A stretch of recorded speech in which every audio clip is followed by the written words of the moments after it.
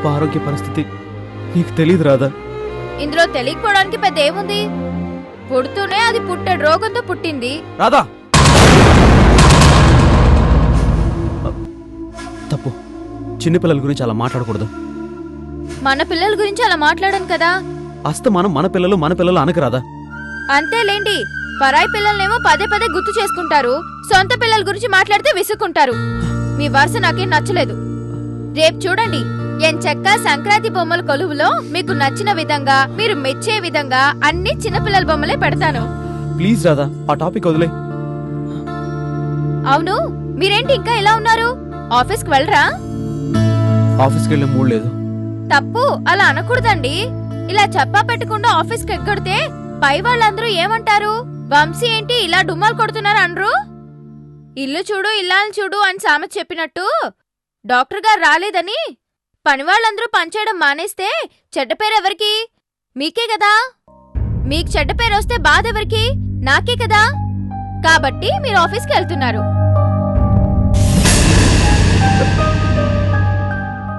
వేణీళ్ళు పెట్టమంటారా?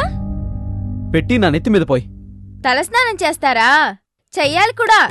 చన్నీళ్ళతో తలస్నానం చేస్తే తాపం కూడా తగ్గుతుందని సీతమ్మతో చెప్పింది. అయితే వేణీళ్ళు క్యాన్సిల్, చన్నీళ్ళతోనే స్నానం చేయండి. అబ్బాబ్బా, నన్ను కాసేపు వదిలే రాదా?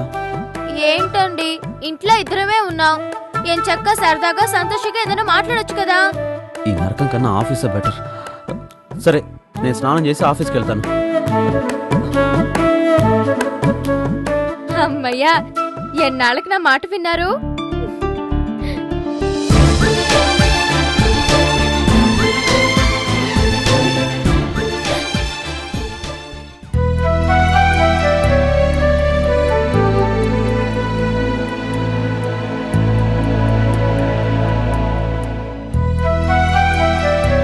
సంధ్యా, టిఫిన్ రెడీయా? టిఫిన్ రెడీ, 2 లంచ్ బాక్స్లు రెడీ. 2 లంచ్ బాక్సులా? యా, మీదొకటి నాదొకటి. ఇన్నాళ్ళలా కాదండి, ఇవాల్టి నుంచి నేను రెడీ చేసిన లంచ్ బాక్సే తీసుకెళ్లాలి అని ఆర్డర్ వేశావు. ఓకే సంధ్య అన్నాను. చెప్పినట్టుగానే బాక్సు రెడీ చేశావు. అంతవరకు బానే ఉంది. మళ్ళీ నీ లంచ్ బాక్స్ ఏంటి? ఆఫీస్కి నేను రెగ్యులర్ గా తీసుకెళ్తూ ఉంటాను కదా. ఆఫీస్కి వెళ్ళాలనుకుంటున్నావా? వెళ్ళకపోతే ఎలా? పెళ్లి కాకముందు వేరే పని లేదు కాబట్టి ఆఫీస్కి వెళ్ళావు. పెళ్ళయ్యాక నన్ను చూసుకోవడం తప్ప నీకు వేరే పనే ఉంటుంది. జాబ్ మానేస్తావు అనుకున్నాను. చట్నీ బాగుంది, ఇంకాస్తవి.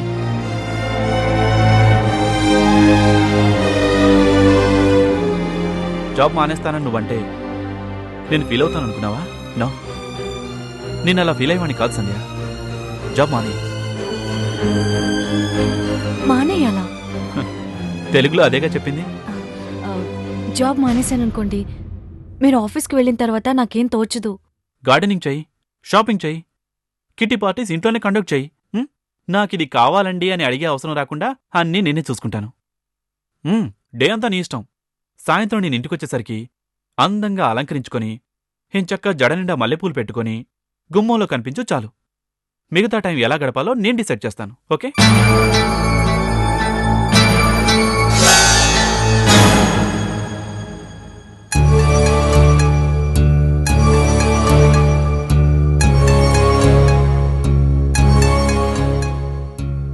మీరన్నట్టు అవన్నీ చేయొచ్చు, కానీ నాకు వేరే బాధ్యతలున్నాయి కదండి.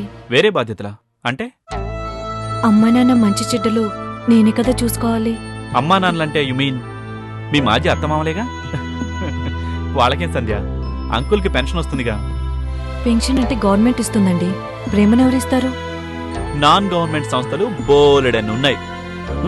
You mean old age homes? Yeah, you are right. నెల నెలా వచ్చే పెన్షన్ వాళ్లకు సరెండర్ చేస్తే పెద్దవాళ్లకు కావాల్సినవన్నీ వాళ్లే చూసుకుంటారు. ధర్మేంద్ర మావయ్యకి నేను ఫోన్ చేసి చెప్తాను, నువ్వు ఇవాటి నుంచి ఆఫీస్కి రావట్లేదు. నువ్వు వేరే రిజిగ్నేషన్ లాంటిదేమి ఇవ్వక్కర్లేదు. నీకు రావాల్సిన ఏమన్నా ఉంటే చెక్ రాసిమ్మని చెప్తాను. ఆ తర్వాత ఇనఫ్.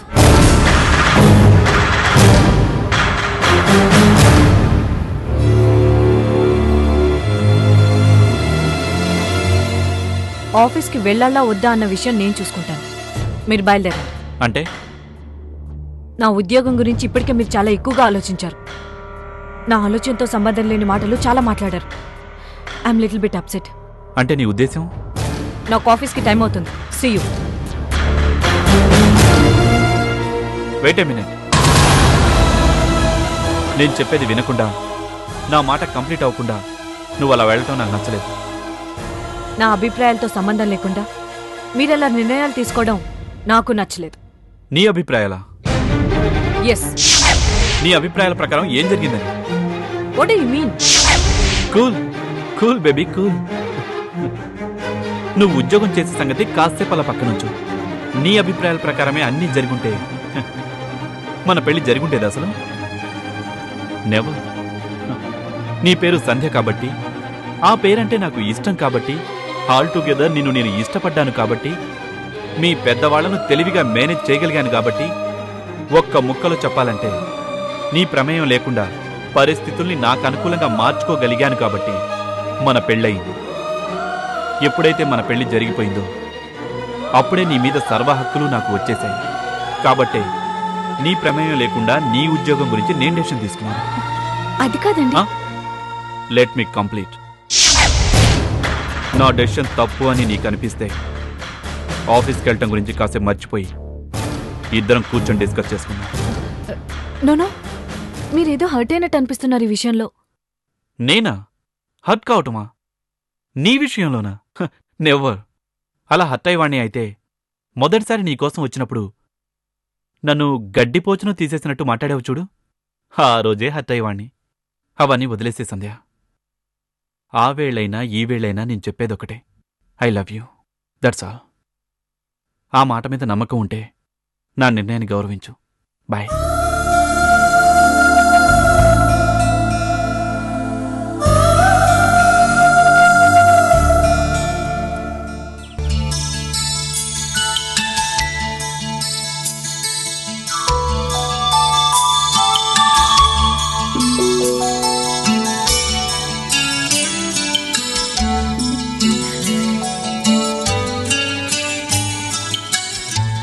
వరం, ఇవాళ నీకు నాకు ముగ్గుల పోటీ. అమ్మో, నీతో పోటీకి రాలేను బాబు. నీ అంత బాగా కాకపోయినా ఏదో ఒకటి వేయగలను.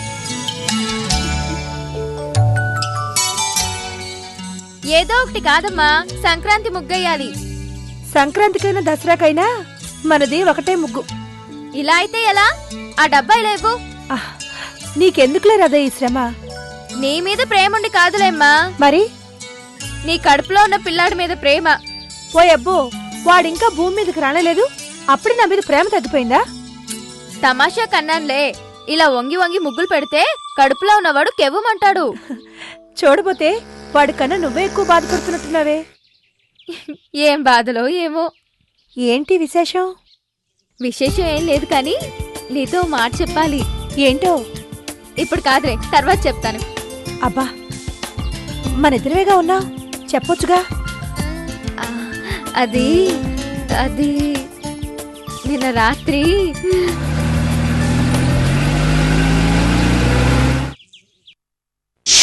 అయ్యయ్యో, ఆ కారువాడెవడో నీ ముగ్గంతా పాడు చేశాడు రాదా. ఇవాళ నా చేతిలో అయిపోయాడు వాడు.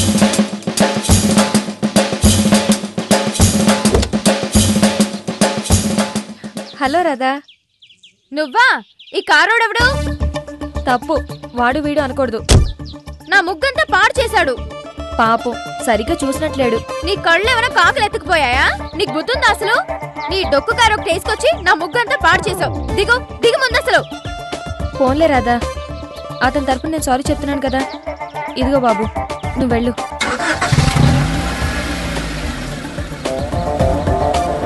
ఇంకోసారి ఇటు వచ్చావో అయిపోతావు, జాగ్రత్త.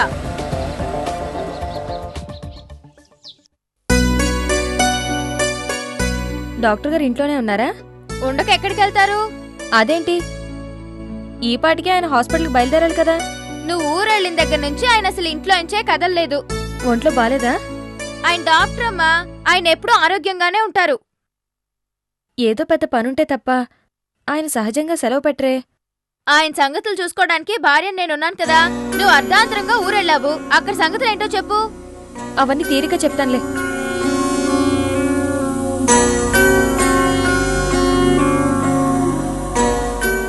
పాలు కల్పిస్తారా? కాఫీనా? ఇదెక్కడి కొత్త అలవాటే తల్లి.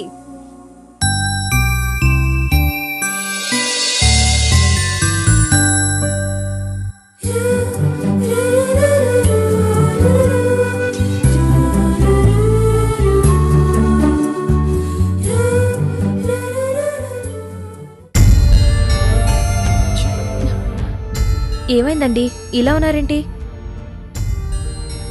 ఒంట్లో బాలేదా? నన్ను మాట్లాడించొద్దు హారిక. చెప్పకుండా ఊరెళ్ళానని కోపమా? నన్ను ఒంటరిగా వదిలి ఎందుకు వెళ్ళావు అసలు? నేను ఎలాంటి పరిస్థితుల్లో బయలుదేరాల్సి వచ్చిందో మీకు ఫోన్లో చెప్పాను కదండి. ఆ రోజు ఫోన్ ఎందుకు లిఫ్ట్ చేయలేదని మీతో దెబ్బలాడదాం నేనొస్తే రివర్స్లో నా మీదే సీరియస్ అవుతున్నారేంటి? ఫోన్లండి, నాదే తప్పని ఒప్పుకుంటున్నాను. క్షమించండి. అయ్యయ్యో, ఇదేంటండి ఇప్పుడేమైందని? ఏమైందా? నరకం అనుభవిస్తున్నాను తెలుసా? నేను వచ్చేసాను కదా, ఇంకానా? వచ్చావులే, అనుభవించాల్సిన నరకం అంతా అనుభవించాక. అయినా నేను పాప మిమ్మల్ని విడిచిపెట్టి చాలాసార్లు ఊరెళ్ళొచ్చాం. ఎప్పుడు ఇంతగా కోపడలేదే మీరు? అప్పుడు రాధ ఇంట్లో లేదుగా. అది సంగతి. ఏంటి? అర్థమైంది, అంతా అర్థమైంది. నేను ఇంట్లో లేనప్పుడు ఏం జరుగుంటుందో, మీరెందుకు ఇలా ఉన్నారో సీన్తో సహా మొత్తం అర్థమైంది. ఏం అర్థమైంది? నేను ఎప్పుడు ఇంట్లోంచి వెళ్ళిపోతానా, మీకెప్పుడు దగ్గర అవుదామా అని రాధ ఎదురు చూస్తుంది కదా. నేను అలా ఊరెళ్ళగానే తను రెచ్చిపోయి మీ మీద పడుంటుంది. రాధ నుంచి తప్పించుకోవడం కోసం మీరు కాసేపు గదిలో, కాసేపు బాత్రూంలో, కాసేపు టెర్రస్ మీద, కాసేపు మంచం కింద.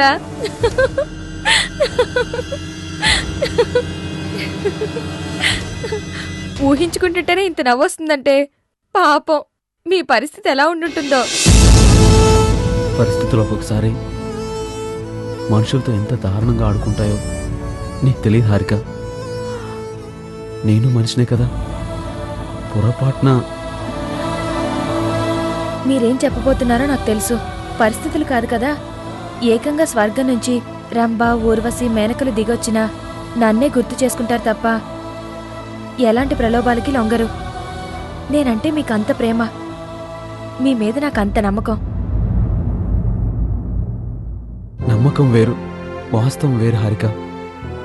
ఒకవేళ పరిస్థితులు నాకు ఎదురు తిరిగి నీకు అన్యాయం జరిగితే? జరగదు, కల్లో కూడా అలాంటి అన్యాయం జరగదు. ఒకవేళ అదే జరిగితే నేను ప్రాణాలతో మిగలను. అయినా వచ్చి రాగానే ఈ అశుభం మాటలు ఎందుకు గాని? రాధ మిమ్మల్ని ఎలా ఏడిపించిందో చెప్పరు? అబ్బా, రాధ విషయం వదిలే. నీరజకి ఎలా ఉంది? అదిగో మాట మారుస్తున్నారు. తెలివిగల అమ్మాయి అండి, ఎందుకు ఇలా చేసింది? తనకు తానుగా ఏం చేయలేదు, తప్పు మొత్తం అతందే. మధు మంచోడనే. మంచివాళ్ళు అన్ని వేళలా మంచివాళ్ళగా ఉండలేరుగా. భార్య ఉండగా మరో అమ్మాయితో సంబంధం పెట్టుకున్నాడు. తిరిగినంతకాలం బళాదూరుగా తిరిగి ఇప్పుడు కాళ్ళబేరానికి వచ్చాడు. తప్పు దిద్దుకుంటాడట. ఇదేమన్నా పెన్నుతో రాసే రాత? తప్పయిందని కొట్టేసి మళ్ళీ రాయడానికి? మగవాణ్ణనే అహంకారంతో ఆడదాన్ని గుండెను కోసే కోత, మానసికంగా ఆడదాన్ని హత్య చేయడం. ఆడదాన్ని నా సంగతి పక్కన పెట్టండి, మీరు మాత్రం ఇలాంటి వాటిని క్షమిస్తారా చెప్పండి?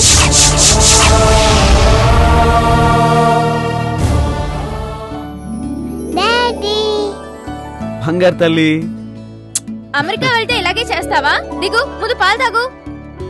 కాఫీయే కావాలి. చూసారా, 2 రోజుల పాటు బయటికి వెళ్ళొచ్చిందో లేదో అలవాట్లన్నీ మారిపోయాయి. పెద్దయ్య కాఫీ తాగదు గాని ఇప్పుడు పాలు తాగినానా? కాఫీయే తాగుతానన్నా.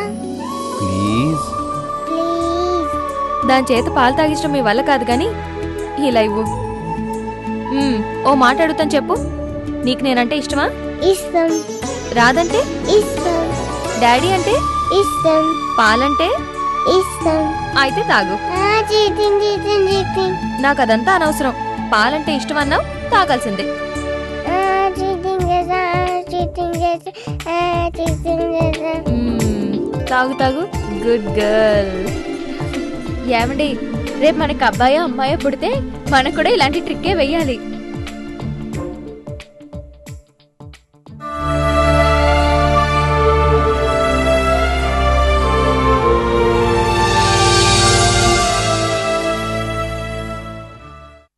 ఆ పెద్ద అడవిలో ఆ అందాల ర్యాబిట్ భయపడుతూ భయపడుతూ వెతుక్కుంటూ తిరుగుతుంది. ఇంతలో ఒక డాన్సర్ వచ్చింది. ఎస్, డైనోసార్ వచ్చింది. ర్యాబిట్ ర్యాబిట్ నాకు చిన్న హెల్ప్ చేయాలి నువ్వు అంది. చెప్పు డైనోసార్ అంది ర్యాబిట్. లయన్ కింగ్ ఎక్కడుంటుంది అంది dinosaur. Lion king old building లో ఉంటుంది. కరెక్ట్. అప్పుడు ఫారెస్ట్ లో ఓల్డ్ బిల్డింగ్ వెతుక్కుంటూ వెళ్ళింది డైనోసార్. అక్కడ చంద్రముఖి ఉంటుంది. అరే, నీకెలా తెలుసు? నాంద చంద్రముఖి రారా. అయ్యో బాబోయ్, చంద్రముఖే.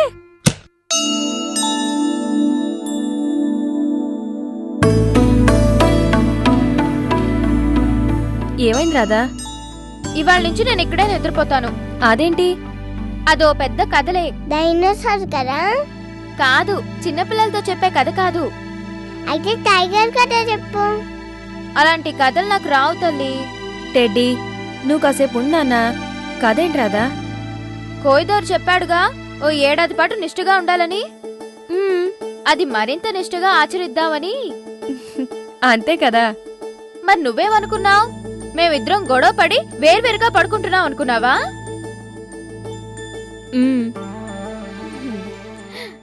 ఇటు జరుగు నాన్న, ఆంటీకి ప్లేస్ ఇవ్వు.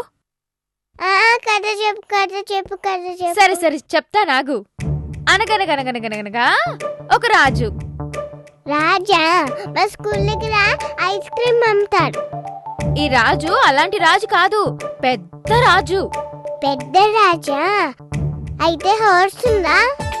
హార్సు, రథము, మంది, మర్చలం అన్నీ ఉన్నాయి. మంది అంటే? అంటే జనం, సైన్యం. సైన్యం అంటే? జవాన్లు. జవాన్ అంటే? అమ్మో, నీకొచ్చేప్పుడు నా వల్ల కాతల్లి, మీ అమ్మని అడుగు. చాలా టైం అయిపోయింది నాన్న. లేటుగా బజ్జుంటే లేటుగా నిద్రలేస్తావు. స్కూల్కి లేట్ అవుతుంది, అప్పుడు టీచర్ నేను తిడుతుంది. అది నీకు ఇష్టమా? అందుకే మరి తొందరగా బజ్జేవాలి. ఓకేనా? Good night. Good night sweet heart.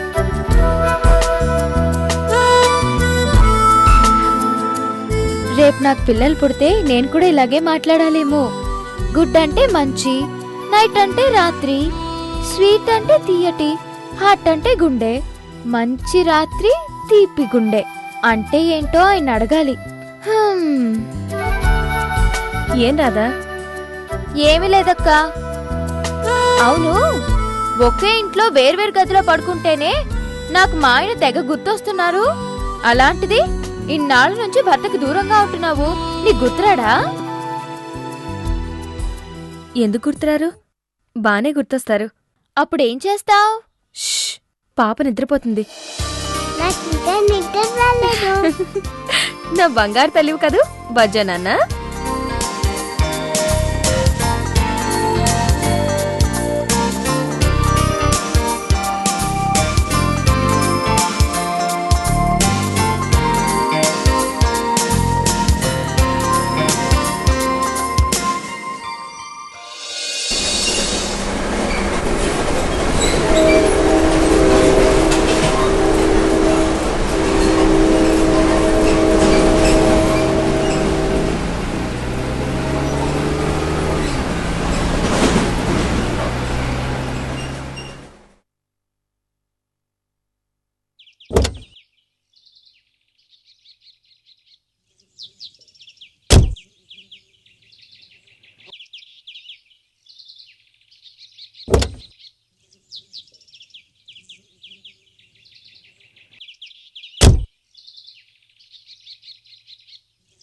ఏంటండి ఇక్కడికి తీసుకొచ్చారు?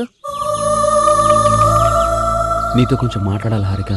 నాతో మాట్లాడడానికి ఇంటి నుంచి ఇంత దూరం తీసుకురావాలా? ఈ ఏకాంతంలో నీతో చెప్పుకోవాల్సిన విషయాలు చాలా ఉన్నాయి హారిక. ఏమండి? ప్లీజ్ నన్ను నా కన్నీళ్ళని ఆపే ప్రయత్నం చేయొద్దు. నీ కళ్ళలోకి సూటిగా చూస్తూ మాట్లాడే ధైర్యాన్ని కోల్పోయాను. అందుకే ధైర్యం కోసం కన్నీళ్లను తోడు తెచ్చుకున్నాను. ఎప్పుడు లేదు, ఇవాళేంటి మీరు ఎలా మాట్లాడుతున్నారు?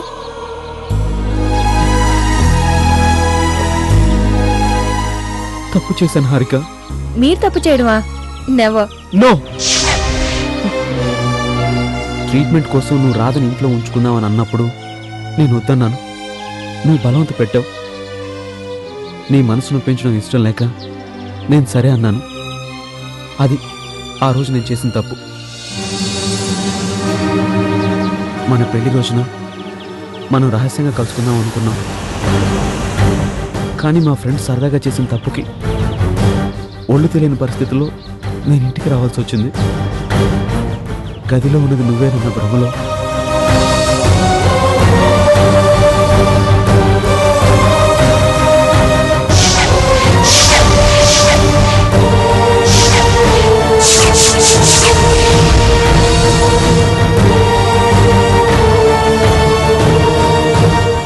అది నేను చేసిన రెండో తప్పు.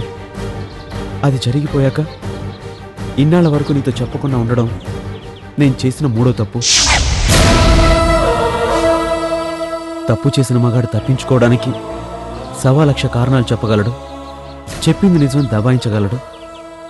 ఆ వేళ నాకు తాగించిన నా ఫ్రెండ్స్దే తప్పని నేను తప్పించుకోవచ్చు. నేను ఇంటికొచ్చేసరికి నువ్వు గదిలో లేకపోవడం నీ తప్పు అని చెప్పి నిన్ను తప్పు పట్టి నేను తప్పించుకోవచ్చు. ఒకానొక బలహీన క్షణంలో విధి గెలిచింది, మనిషి ఓడిపోయాడు అని కవితాత్మకంగా చెప్పి తప్పు నాది కాదు కాలానిదే అని చెప్పి తప్పించుకోవచ్చు. కానీ ఇవేవీ చేయదలుచుకోలేదు హారిక. తప్పు చేసింది నేను, శిక్ష అనుభవించాల్సింది కూడా నేనే. అందుకే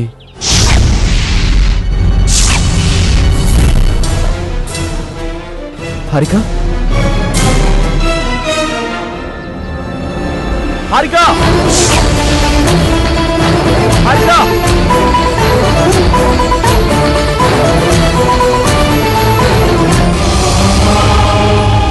హారిక, హారిక నా మాట విను ప్లీజ్. హారిక, హారిక నా మాట విను.